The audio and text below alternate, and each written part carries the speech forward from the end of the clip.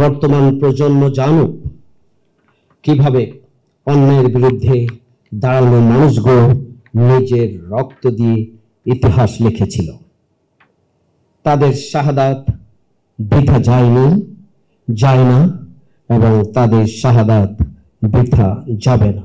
তাদের রক্তের বিনিময়ে আমরা যে পাটাতন তৈরি করেছিলাম, সেই পাটাতনের উপরে নতুন করে 2024 সালের 5 আগস্টের গণঅভ্যুত্থানের মধ্য দিয়ে আমরা নতুন বাংলাদেশ পেয়েছি।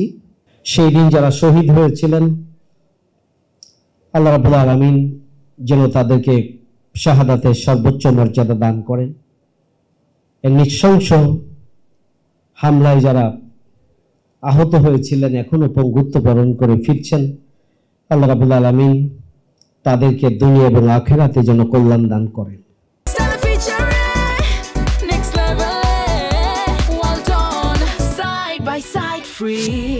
সম্মানিত শহীদ পরিবারের সদস্যবৃন্দ, আল্লাহ রাব্বুল আলামিন তাদেরকে তাদের অন্তরে প্রশান্তি নাজিল করুন এবং আদালতের আখিরাতে কাল কিয়ামতের ময়দানে শহীদদের সাথে মিলিত হওয়ার জন্য তৌফিক আল্লাহ রাব্বুল আলামিন দান করেন।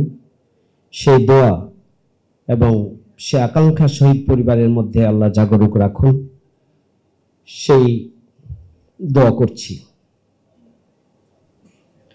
আমাদের আহত ভাইরা এবং শহীদ পরিবার আজও সেই ভয়াল বিভীষিকাময় দিনগুলোকে তাদের অন্তরে বয়ে বেড়াচ্ছেন, ধারণ করে চলছেন। আজ ইসলামী ছাত্র শিবিরের আয়োজন রক্তাক্ত 28 অক্টোবর যে শাহাদাত প্রেরণা যোগায় শীর্ষক আলোকচিত্র প্রদর্শনী সেই ভয়াল দিনের সাক্ষ্য বহন করছে।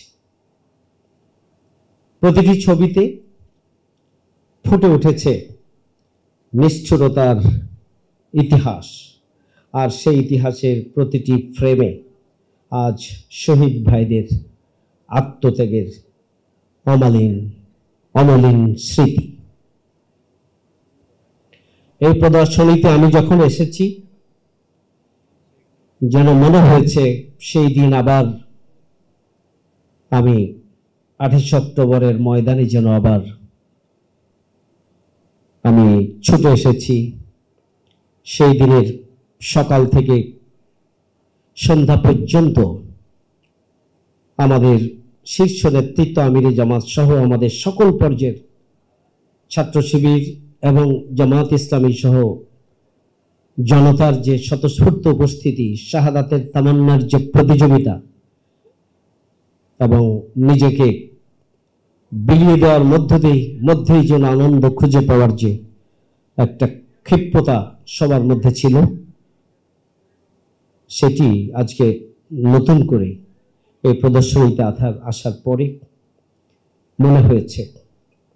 সেদিন আমি মিছিলে ছিলাম, সেদিন অনেকের মতো আমিও আহত হয়েছিলাম এবং আহত হওয়ার পরে যেমন অসংখ্য ভাইয়েরা ব্যান্ডেজ পরে আবার রাজপথে ছিল, আমারও শেষ পর্যন্ত রাজপথে থাকার সুযোগ হয়েছিল। সেই দিন যারা শহীদ হয়েছিলেন তারা ফিরে আসেনি, তারা হয়তো তারা আর এই দুনিয়ায় ফিরে আসবে না পরিবারের কাছে, আন্দোলনের কাছে, কিন্তু তাদের ত্যাগ এবং কোরবানি প্রতি বছর উজ্জ্বল হয়ে ভাস্বর হয়ে থাকবে। প্রতি বছর, প্রতি মুহূর্ত, প্রতিক্ষণে আমাদের সামনে ফিরে আসবে বারবার।